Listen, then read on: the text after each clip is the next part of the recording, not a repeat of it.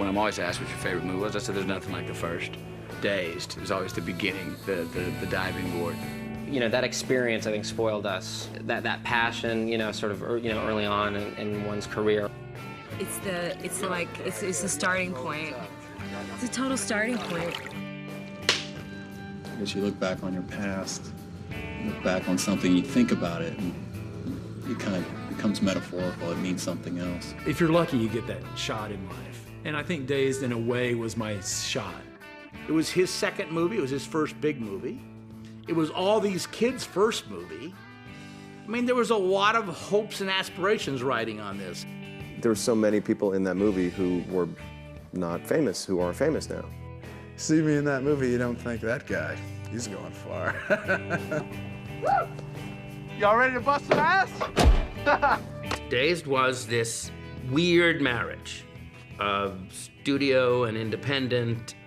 It wasn't always smiles, and it wasn't always harmonious. Okay, we didn't get the corporate love, but how could we ever have imagined we could have?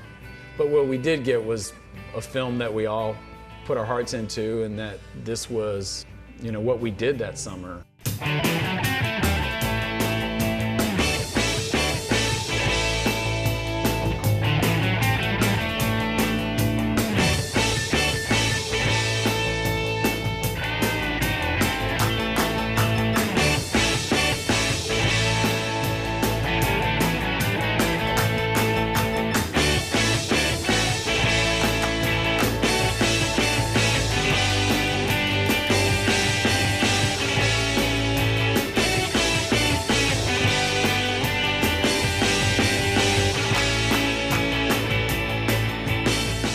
In 1991, a film of mine, Slacker, came out and became kind of an independent success of that year. A little $23,000 film from nowhere, shot on 16 millimeter, kind of becomes a minor cult film. Rick had this idea to do an American Graffiti for the 70s. I just found myself in this great position of have kind of cool idea that they might take, and studio kind of interested. It was that one little window you're occasionally given in this lifetime where things, hook up. And I said, we'd like to fly you out to LA and talk about this American Graffiti idea you have. But suddenly I'm flying to LA first class. I hadn't done that before. I didn't even know how to put the tray up for your, breakfast or whatever. I mean, he was completely savvy and hugely cool and sophisticated. And he was a kid at a drive-in, all in the same person. I'd had a little lunch with Jim right before, and he was talking about, I'm looking forward to hearing your pitch. He kept saying the word pitch, and I'm like, am I supposed to do something like pitch? What is that? I remember just thinking, this is that moment where your whole life hangs in a balance. So I remember just talking. I didn't jump up on the desk like something out of The Player where you go, first shot, close up of. I just started talking about the movie and the characters and the tone of it. I always saw the movie as we're dropping in on May 28th, 1976. It's the last day of school. We get to know all these people, both high school people and junior high people going into high school. And we spend one evening with them, and what happens in this one evening is what the story is. And there's no one huge dramatic arch, but there's a lot of little ones. Come on, let's go. Let's go, come on. Oh, shit. Damn, lady. Ducks on the pond. How you doing, boys? One of the few kind of through-line plot points in the whole movie is the fear of these hazing initiation rituals. That, the boys would get paddled and the women would just get stuff dumped all over them. Welcome to high school, honey. It's nothing as grandiose as going off to the war or not, or moving to another. The older kids are juniors, so they're back the next year. It's not whether to go to college or not. The stakes are low, but it's your life, so the stakes are actually pretty high. It's what we've been working for all of our lives, man. Me and you, Benny, we're gonna be champions together. Look, man, all I'm saying is that if I do play next year, it's gonna be on my terms, not theirs. I didn't want it to be this fond look at, oh, what a great era. If we can only return to that time. This was a shitty time, it's always a crummy time. If you're a teenager, it's tough no matter when and where. It's always gonna be difficult. So we made a deal, to do it. And we started talking about the script. Wow, there's some old script pages. In the margin, Cynthia's line, when it's all over, no one remembers who won or lost. All the best lines in Dazed were kind of in the margins. We worked quite a while. We worked 5 or 6 months on this script. Then it got to be this point that we were going to make the movie. Of course, at that point, we got into that whole situation with Universal about whether they really wanted to make the movie or not. And they didn't think it was funny enough. And, we were going to get an R rating for language, but there wasn't any naked girls or anything like that in it. It was R-rated not for anything gratuitous, not for anything even obvious, just because life was R-rated. I mean, Jim and Sean did a good job of kind of forcing this film into production. That's what they did very effectively. Even threatening to take it to another studio if Universal didn't do it. It was the only movie where we ever actually had to pull out our deal and say, listen, it's under a certain budget, we have the right to make it, trust us. So I met some casting directors, and they all seemed kind of fine. And then one day, in steps this guy, Don Phillips. And I'll never forget, I met Rick and Ann at the commissary, and I just was so enthusiastic about working with this guy, and I just loved him. Don Phillips was this kind of crazed, fanatical believer in the movie and in the kids that he was bringing in. This guy's kind of crazy, but I like his energy. I like his kind of, he loved people, he loved kind of mixing it up, had a lot of things to say, was funny and passionate. Those times in the business where there is a crop, a beautiful crop of flowers, that it's just amazing how many people at that time show up at the same time. And we had our choices at that particular time. At that point, teen films were out. That ebbs and flows, and it was at a low point right then. There were no real teen stars. I mean, if we were to do Dazed today, it would be just saturated with WB kind of TV actors getting their first movie and things like that. We couldn't have gone with the non-names. Hey, you. Come here. Who are you? Nobody. A lot of the people in Dazed were people we just kind of plucked out of obscurity here in Austin. When I got the part at school, I got handed a flyer. I was coming out of a coffee shop, just kind of wandering aimlessly down the drag, and Anne just kind of walked up to me. Oh, would you like to be in a movie? Sure. Oh yeah, Mitch Kramer. Mitchie. We're looking for you, pal. Do you want to be a movie star? I don't know. It's scary. It's really scary. What's gonna happen? That's a silly question. I don't know. That's why it's so weird. I don't have the slightest idea what's gonna happen. I remember very clearly meeting everyone in the cast the first time I met them, the first time they walk in the door, my first impressions. My name's Anthony Rapp. Adam Goldberg. Marissa Ribisi. Hi. Nice try, freshman. Just for being so brave, I'll tell you what, I'm only gonna give you 5 licks, okay? The movie was coming alive during the casting. I mean, I love the way these things work out, and the film was totally open for this. But there's Don sitting in a bar later at night. I guess he had let the bartender know what he was doing in town. And he found out that I had cast Fast Times at Ridgemont High. A few minutes later, he's sitting there having a conversation with Matthew McConaughey, a film student, who's a junior in college, who just goes over and starts talking to him. And we did not talk at all about movies. We didn't talk about anything but golf and girls and booze. Anyway, we just had ourselves a good old boys kind of time. And all of a sudden, it just hit me. I went, hey. I said, there's this little part. I remember even going like this to you. I said, there's this little part called Watterson. And then you said, you ever done any acting? Yeah. I was like, I was in a Miller Lite commercial. You know Wooderson? Oh. How's it going, man? Hey. Pretty good. How's it going with you? Say, man, you got a joint? No, not on me, man. It'd be a lot cooler if you did. After the final casting, I just wanted to be prepping all the actors for the vibe. I mean, they were little kids. They probably had not much of a specific memory of the 70s. So I wanted to get them into the vibe of it. I remember making these mixtapes. I'll never forget, Rick started sending, before the actors even came, he'd make these little discs, these little CDs of all the music, the cassette. Free CDs. Cassette. He sent us a package of how he expected us to be and what he wanted, and I thought it was the perfect thing. I think every director should do that, because he really told each person what he needed and wanted from them. I came there just knowing. I got this letter from Rick before the movie started. He said, if the finished product of the movie is as written, it will be a massive underachievement. It was my invitation to the party. And I sent them that before because I wanted them to arrive in Austin with this stuff in their head.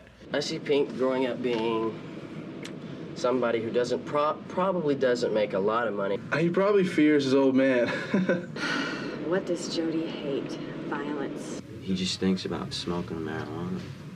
They actually knew what beat that they had to take, you know, and the old conductor over here had given them the right beats. Listen, I give them like who they're listening to, right. their taste. Yeah, you know, right. I say you're a Ted Nugent man and ZZ Top, you know, Southern rock with a little heavy metal. You know, That's where I found my walk. What walk? You know that walk. It ain't chin forward, it ain't heart forward. This is forward.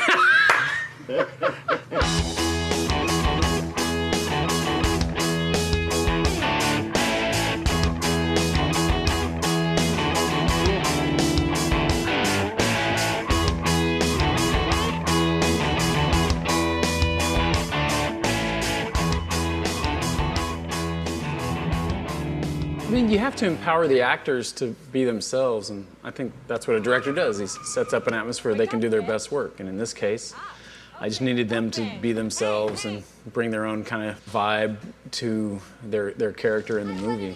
All right, you little freshman bitches! All right! God, I will never forget the first time Parker Posey walked in. It totally changed my conception of who Darla could be. At first, I thought Darla would be this kind of tough, broad, really kind of mean. You know, that was just my one-dimensional idea. But my ideas mixed with Parker took it to some level I could never have imagined. Like, she brought this kind of sheer joy to being a bitch. I've been through a lot of stuff in high school, and I'm just bad, and, you know, I deserve to be torture queen and just have fun. Oh, you didn't hear, did you? No. What? Y'all didn't hear I got a shotgun pulled on my ass? No way. I swear to God. I mean, I always imagined the female and male nemesis in this movie. O'Banion, Ben Affleck, and Darla Parker Posey. I mean, they're bad people. They're doing bad things to younger kids. They're assholes. But, you know, in both of those characters, I thought there was a charm and wit, both in Ben and Parker, that would kind of rise above. I mean, I was definitely the most unappealing character in a movie full of appealing people. He's like a classic bad guy who has a certain debonair, you know, oh, some ruffians about, you know, he would kind of put a little on it. And you, get the hell off my property. Oh, well, I'm sorry, ma'am. I was just escorting your fine young son home from school. There were some ruffians about, and I... Oh, and Mitch, Carl, we'll be seeing each other again. So everybody keeps patting you on the back your whole life. It seems like that's what you have to do, you know. What if I don't want to do that? The way the script is structured, it kind of centers on Pink. He's sort of the through guy, which is a really tough part. You know, I've said it before, I don't think Jason gets enough credit for holding the whole movie together. And he's not the guy with all the jazz, all the business. But if you don't care about him, if you don't have a feel for him, you really got nothing. You know, Coach, I gotta get going. Me and my loser friends, you know, we gotta go get Aerosmith tickets. Top priority of the summer. Oh, Coach, I forgot. I might play ball, but I will never sign that. Maybe Pink doesn't stand out as the funny guy, but people love Randall Pink Floyd too, you know, in that way of like, they want to be my buddy. They don't want to go get stoned with me. They want to be my friend, you know. And with Rory, I'm sure the guys had so many people want to get just high as a kite with him or whatever since then, you know. I got a cruise by this afternoon for a little business, if you know what I'm talking about, so. That's what you're talking about. That's what I'm talking about, man. I remember people in the 70s always saying that. No matter what you said, they're like, that's what I'm talking about. They just say anything, and they go, that's what I'm talking about. Or you get a beer, that's what I'm talking about. It was just this weird thing everyone was always saying. And so I was thinking, I got to get a character to say that more. Like maybe I want to permeate the film with that a little more. My first conversation with Rory, he's like 2 minutes off the plane practically. He's like, hey, Rick, I was thinking for my character, no matter what anybody says, I'm going to say, that's what I'm talking about. I was just like, okay, we're off and running here. And she was real cool too. She'd harvest the crops, man. That's what I'm talking about. She'd put in the bushels and stuff and sell it, you know, because they had to, you know, make ends meet and stuff. I mean, did you ever look at a dollar bill, man? There's some spooky stuff going on a dollar bill, man. Yeah. I mean, and it's green too. Dazed and Confused was the first time ever that I'd experienced the kind of collaboration that we had on that film. Anthony was a professional at that point. He had been in theater, he had been in other movies, he was a little more experienced than the rest. He was very confident as a performer. Like he was one of the only ones who came and like knew all his lines. And I was like, you don't need to know all your lines, man. They were gonna change those anyway. Rick would sit down with us at rehearsal. We'd read through the scene and then he'd say, what do you think? Usually the actor is like the last person on the totem pole in a way in a film. Certainly not the first for the writer-director to say, what do you think? I'd done a play in college, a Brecht play, and one of the lines was wipe that face off your head, but it was just a bad translation from that's what it translated into from German. I was like, can I say that? He's like, sure. What are you looking at? Wipe that face off your head, bitch. That was so cool that he was so open to little things that everyone was adding. He was interested in the instincts of the actors. Even some of these kids were really young and this was their first movie. Now, there's part of a producer which goes, wait a second, you're listening, who are you listening to? What are you changing things around for? I remember every day at lunch, I would have often a little huddle up with, if Jim Jacks was around, and would go through what work remained in the day. But every day it was like, okay, so we have to drop this, like how can we hang on to the story but not shoot all this other stuff you have in mind? The problem is we didn't have a lot of rehearsal time before we started the movie. So he was doing that every morning, every day on the set. And it would eat up a huge amount of the shoot day. And we would often get to lunch and not have one setup. There was so much to be done and so little time. I really needed about 42 to 45 days to make the film, and okay, you can have 36. You know, everything I needed, I got about 80% of. Everybody hear that? No high five. Yeah, what about low five? Yeah, low five. After the Little League game where they're all telling each other, good game, good game, good game, it's just this little bit that every kid who ever played Little League ball did. And I always thought it was funny, and I just always had it in my head. I had to shoot this, but at lunch that day, it's like, well, we don't need that. It really got, you know, sometimes to the point that I just said, well, then we're gonna have to cut this scene. He said, well, we can't cut this scene. No, to me, that's what the scene's all about. It doesn't make sense on page, but that's, to me, the essence of that scene. I said, well, I agree with that, but then you've got to shoot faster because we don't have the extra day. He said, well, you got to get me the extra day. I said, I can't. I got you the movie. And so my script supervisor could say, oh, but if we don't get that, it won't cut. It won't cut with this.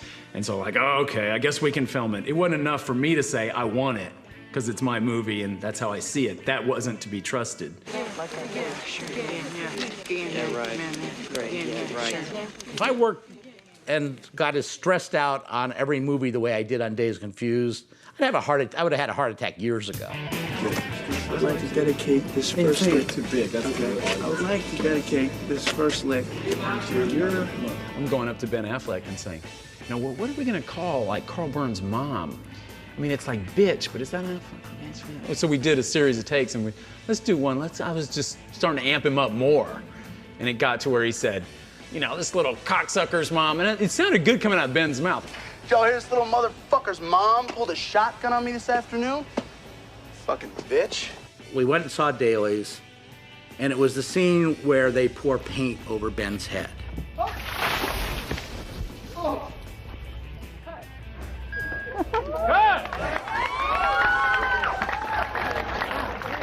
And just 2 days before I had talked to Ben, I said, can you please tone down the language? And he said, he would. I'm like, Jim's talking to you? When at the hotel? Where's he telling you not to cuss?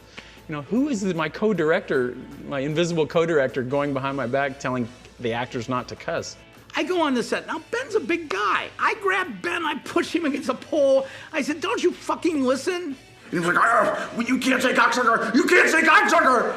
And he goes like, what are you talking about? I said, I just watched dailies and you're using cocksucker this, cocksucker that. I said, well, talk to Rick. I mean, you know, this is what we're doing. And I was like, and for me, I think it's, you know, I think it's good. He's like, I can't believe you would do that. I'm like, what are you talking about? You used the word cocksucker. I said, so? I mean, it's like, that's worse than fuck. I'm like, it is?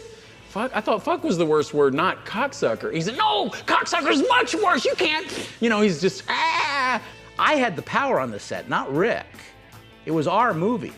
Now, it was his vision, and we were there to help him. But if we really had a problem with it, Rick would have been gone. I knew he was a wrestler, kind of burly, you know, wrestler guy, but I was quick, you know, I had him on speed. So I was already planning, like if he makes a move to me, I'm gonna back up and start jabbing. I was ready for him that way, because if he could get his bear hug around me and a wrestler, I would be doomed. So I was ready to do my float like a butterfly and just start. I was ready. It didn't get to that. Jim calls me from his cell phone on the street in Austin and says, I just slammed my fist into a phone pole. My knuckles are bleeding. I blew open one knuckle, and I still have the scar on it. And I remember I said, Jim, it's better than hitting Rick. I felt the way Mitch was being initiated by this brutal force. That was me making the movie being initiated into like how you get a film made with someone else's money, you know, at a studio level. I felt I was being, you know, the one paddled and kind of running for my life, but yet trying to fit in, you know, somewhat and get along. My 2-week assessment, basically on time. This is 2 weeks into production, shit. I'm making a responsible choice. I'm like sticking up for myself because I'm under such attack. I don't think we ever really doubted Rick. I may have certainly made him feel that way sometimes. This is a memo to Jim, I guess. Whether this is an okay movie or a great movie, your job is to enable me room to make a great movie. 2 weeks in, I'm making a compromised piece of shit, followed by an incredible cinematic underachievement. Nobody likes to be pushed, but sometimes that makes you better. You know, looking back, I'm much more grateful for that opportunity than I was at the time. I was just kind of, you know, I thought I should have had more of everything, but I was lucky I had what I had at all, you know? It takes a lot to step back and go, I'm just lucky. Now when I make a film, every day I kind of tell myself, I'm just lucky I'm getting to do this.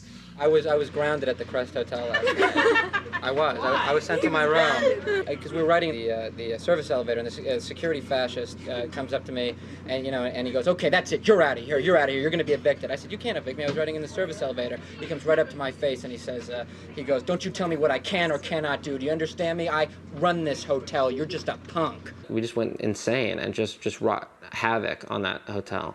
Yes, I really needed to buy this. I really needed a turtle ashtray. I had to have it. I have so much stuff to take back to LA. It's horrible.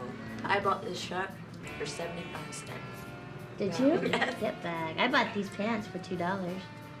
My whole outfit is 50 cents. I was aware while I was in my world of production that they were all having a great time.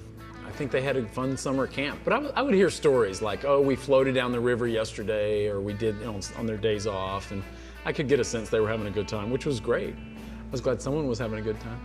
We're going to smoke our morning crack right now. Yeah, but I've made some great friends. Yeah, me too. So, I had no friends in LA. Yeah, I don't have any friends either. Me and Joey are friends now. I had We're one best friends friend in now. LA, now I have a few, so. Yeah, Parker and Joey, had bonded so much personally that they were like, well, where's our scene? What's up? And I'm like, you're together at all these things, but yeah, you're right. And they said, well, we're gonna write a scene. So we wanted to do a scene, and we wanted to do a scene that wasn't about boys or nail polish or you know, the things that men Or think. serious bonding. We wanted like a hangout, really natural Conversation, like girls, you know, really have conversations, believe it or not. And they came back with, oh, we got a scene. I'm like, okay, we're gonna shoot that scene. You know, we just kind of went over it. I didn't, you know, it was their scene. And that drives the production crazy. It's like, a scene that's not even in the script, we're gonna spend time shooting. So we had to kind of sneak it into the production. Last weekend, she went roller skating with that group she's in. Parents without plans? Parents without partners. Parents without plans. And it was in the movie for the longest time. It survived many cuts. But the movie, because it had this sort of loose style, it was too long to begin with. So I had like a 2-hour and 45-minute, like, first cut. We hope that makes it. We hope it makes it, yeah. Oh, it was painful. It was really painful to drop that scene from the movie. Hey, so we concentrate now. Concentrate up there, bitch. Strike two. So they asked me if I'd ever played baseball before. I'm like, yeah, sure, yeah, totally. Never touched a baseball in my entire life. Yeah, I thought, how bad could it be? You know, like every American boy has played baseball at some point, you know? So Ricky like kind of tried in vain to like throw a ball at me a couple of times, and you know, it's like hitting me in the head and stuff. I would throw the ball, here, catch it, and he couldn't catch it from 3 feet away. He would like put out his glove and he would hit it like, okay, well, he has no reference here, none. So when we get out there, they have to use a stunt double for the behind shot where I actually throw. And Rick's like, okay, all you have to do is just do the wind up and, you know, look like you mean it. Look like you know what you're doing and everything will be cool. So I'm like concentrating really hard on trying to not come off as a total idiot. I said, don't worry. This is going to be a humiliating evening in a way, but I assure you at the end, you're going to look like Roger Clemens. So I'm throwing and the ball's just like flying off in these like crazy directions. And there's this whole Little League team of extras that are all just brutally mocking me. I was like, hey, Wiley, it's on the look. Just, I need your eyes. I need you to look like you're a killer, you know? Sports, focus. Just give me that. If you give me that, we'll be fine. That's the thing I'm most proud of on that movie. I don't know if I can act my way out of a paper bag, but like I managed to keep a straight face and not start crying for the scene when all the Little League kids were making fun of me.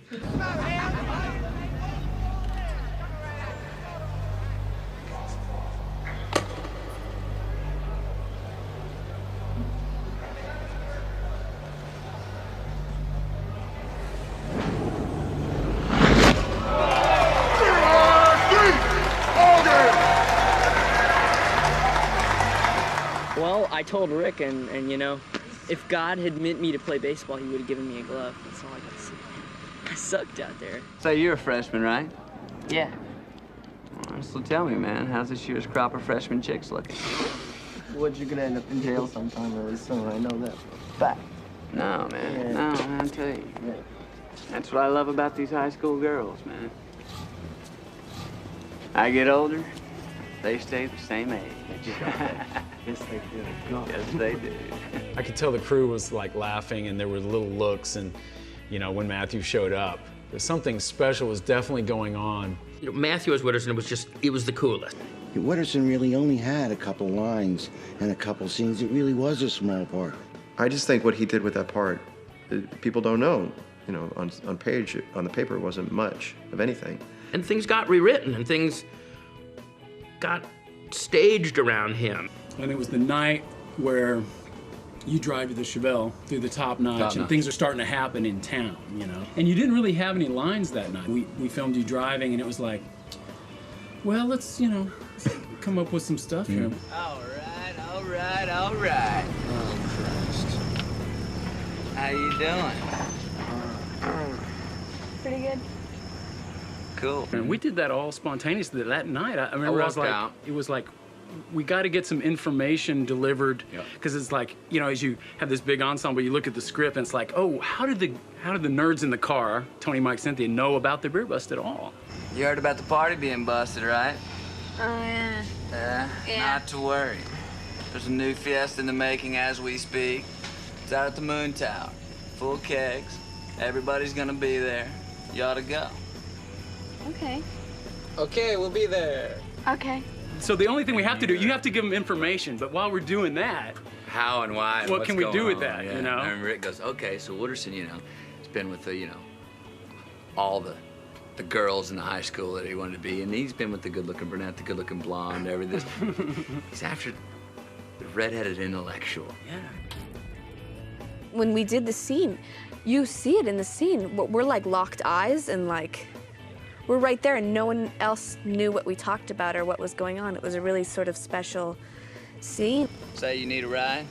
No, I got my own car, thanks.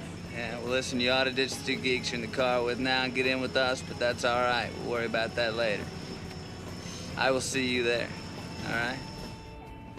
God, I love those redheads, man. The part's getting bigger. Started rocking and bigger. It was just like this unfolding, expanding character.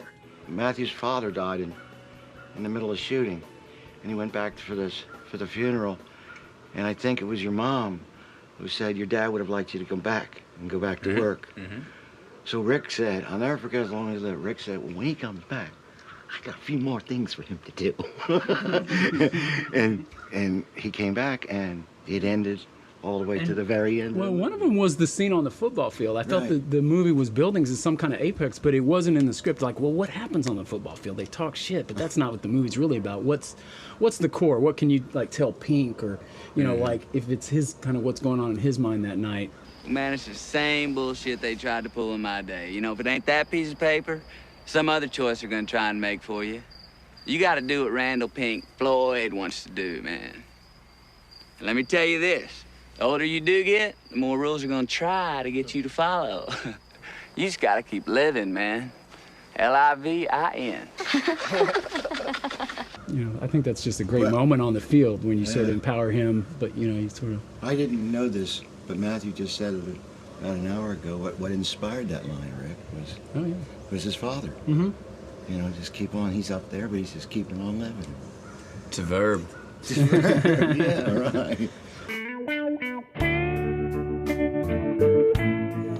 This is my final shot of the film. I can't believe it. It's over. How do you feel? I feel sick, but fulfilled. Going back after a production like this, you just go back to your life, whatever it was. Some kids are going back to high school, you know, and like Wiley and Kristen's, you know, their situations. Other kids are, you know, Matthew goes back and finishes his senior year of college. You know, other actors are going back looking for work. It's gonna be weird to not be able to, like, get up and go to the lobby and see your friends. Or call your friend and they'll be here in 2 seconds. No. Don't, Dina, don't. No. I know, you have to keep your hair just like that. Just like to go home with it like this. Work finished for Ben. I appreciate 30 minutes. For everything. I'm gonna send you. I was like protective, like a parent would be. Like, I hope the world is nice to them. You know, I hope things work out. And you know, it can't in all cases. But so you just sort of, but you kind of love them all equally. I was shooting last night until, geez, I guess like maybe 1 or 2. I don't really remember. And Thursday's my last day. Saturday was officially my last day, but we're doing pickups right now. And I'm gonna have to go to school and then like work, and I don't know how this is all gonna work out. It's like summer camp, you know? You go and you say, oh, I'm gonna call you, I'm gonna write you. And you never do. I wish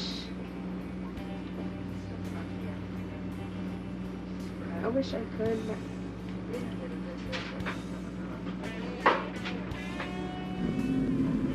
it's the best summer I've ever had in my entire life, and it's over.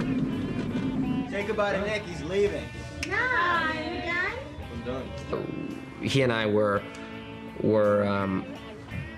you know, in the hotel lobby, and we're talking about it, and we were saying, yeah, man, you know, I'm never gonna do another episode of television again, you know, and that's pretty much all I had done was, you know, that's how I, you know, had started to kind of make my living as an actor at the time. You know, I was like, you know, we're never gonna do another fucking sitcom, and, you know, we're never gonna do another fucking TV show, and blah, blah, blah. And I don't think it was more than 3 weeks later where he and I bumped into each other at an audition for a sitcom, and we were like both like dressed up for the part, you know, and you know, we just sort of spied each other, and we were like, mm-hmm. Hey. Let's do it. So that's that, huh? All right. I remember watching that 2-hour and 20-minute assembly cut that Sandra, my editor, had just kind of put together independently of me. And just looking at it, and we have a meeting after, I was just sitting there going, okay, so what do most directors feel at this moment when they watch it? And Sandra just put a gun to her head and went, whew. And I said, okay, good. So we've got a lot of work to do. I was in Pasadena one day, and somebody was handing out one of those tickets to those like, free screenings, which is I now realize was like a test screening. I had never gone through this before, but the torturous test screenings where this is the Hollywood invented this, I think, where you show it to an impartial audience, recruited audience, and they just watch the movie and fill out cards after, and 20 people stay and answer questions like, what didn't you understand? And so this guy said, do you want to see this movie? And I said, well, what is it? And the guy literally was like, it's this movie about, and I said, well, who's in it? And he was like, nobody. I said, what is it? He's like, we can't get anybody to go see this movie. It's some dumb movie about kids having sex in the back of cars or whatever. And I thought I said, well, what's it called? And he said, Dazed and Confused. And I was like, wow. The fact is that the distributor did not get behind it in the way that would have sold a whole lot of tickets. That's the studio's job, is to infuse an enthusiasm, all the way down the line that permeates the process. We did not win the battle of getting Dazed the wide release it should have had. There was an audience for this movie in every city. You go through all that in a studio level, and then you get an independent film release, basically. It felt like, why? I remember even writing a letter to the cast. I was like, they kind of never got behind the film. It's not going to be some huge hit, but, the film will live in some form or fashion, and we should all feel good about what we did. Went off and did a movie, Time to Kill, which was all of a sudden sort of overnight from Friday to Monday, became a movie star. Celebrity overnight, a movie star kind of thing. That was a big change, a big hinge as far as the way life went. From anonymity on Friday to walking around being an observer, and to Monday being the one observed. After I did Dazed, I did like a whole series of off-Broadway plays. After Dazed and Confused, I made Good Will Hunting, I made Chasing Amy. Amistad, Contact. Before Sunrise. Tracy Ullman. Twister. Rage, Carrie 2. Rent. My Two Dads. How to Lose a Guy in 10 Days. 13 Conversations. Suburbia. Saving Private Ryan. Waiting for Guffman. Shakespeare in Love. Safe Passage with Susan Sarandon. Waking Life. Waking Life. I bought my mother a house. Beautiful Mind. A Beautiful Mind. School of Rock. I got engaged briefly. They say, have you ever seen that movie, Dazed and Confused? Yeah. You look just like her, that girl in it. I was particularly concerned about, Kristen and Wiley, two young high school kids that, they were really just pulled out of obscurity to be in this movie. I felt protective too, and kind of, what can I do to help? I didn't want to screw up your life. I was very conscious of this could be a negative. Been pinching myself since ever since this started. It's the weirdest summer I've ever had in my entire life. They were kids from Austin, and this movie comes into town, and I know it was really exciting. I finished high school, but I finished high school a year early so that I could move out to LA. Nicky Cat talked me into moving to LA. I think it really messed me up being out there. Going to LA was hard. You really have to play the game. You really do. I was never able to do anything as in-depth as Dazed and Confused. And I also think I just wasn't quite good enough. I didn't work for the whole year I was there. I finally, I had got an apartment in downtown Los Angeles on Rampart, which is a really crappy area. And I got a job way out in Encino doing title effects for HBO soft porn. I realized that my greatest gifts don't lie in acting. I was much better at working in social service and being a leader in that field. I'm Christina Hosa. I'm the project coordinator for Eyes Wide Open.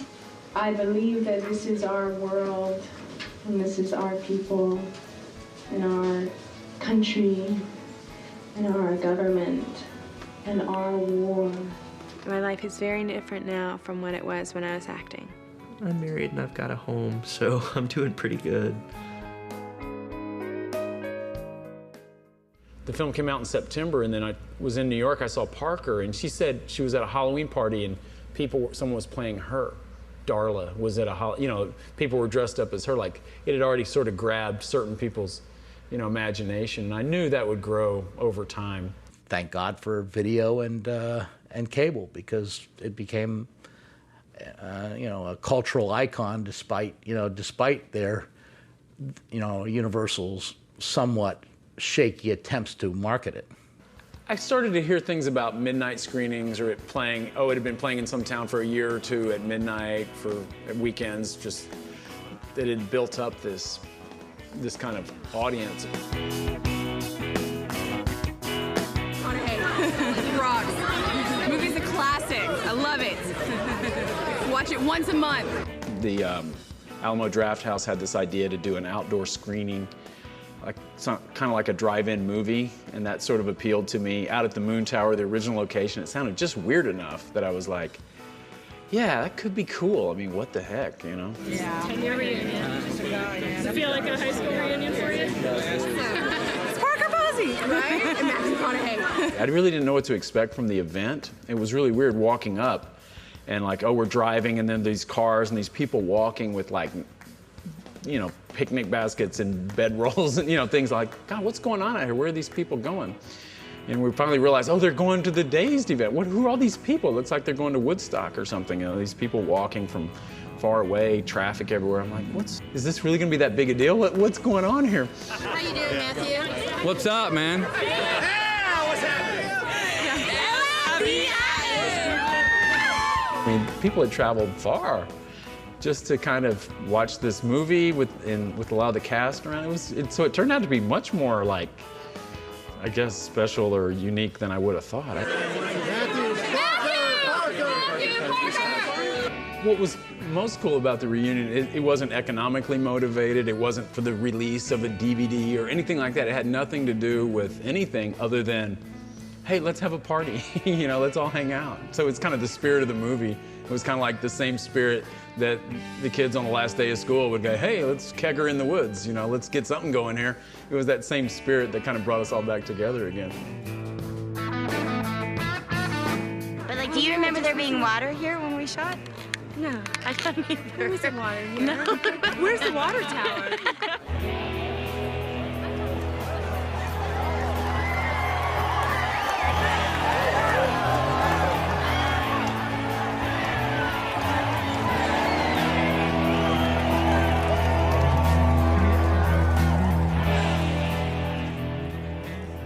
It was a gigantic springboard. It was the thing that enabled me to take the risk that I later took. I wasn't mature enough at the time to appreciate the simple value of the experience.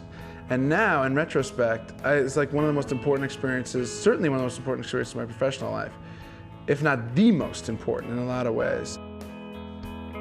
Having now had several other experiences, it was probably the least miserable of all my experiences. It's it seemed like the start of everybody's lives that was involved in that project. It was just such a beginning for everybody. Everything seemed so totally positive. It was such a score for everybody. It was really great to have been a part of it. It's there are all these obligatory moments that you have to go through, rites of passage, little signposts, but the process is really everything. So I think I'm most happy that everyone involved in the Dazed ultimately loved the process of its making, and that was all that really mattered. We didn't have we never talked about its results. It was so process. We weren't like, oh, we're making a movie that's gonna be a hit, we're making a movie that's gonna be this or that. It was just, they were just into their characters, into the moment, which is what the film was. So that was the perfect place. Everything else was kind of not the big picture. Don't you ever feel like everything we do and everything we've been taught is just to service the future? Yeah, I know. It's all preparation. Right, but what are we preparing ourselves for? It's only now, I think, as you get older, you can say, well, this was it, And if you can look back and go, well, that film wasn't just there so I could make other films. That was its own thing. That was it, And hopefully you can catch that early enough in life that you go, oh no, this is it.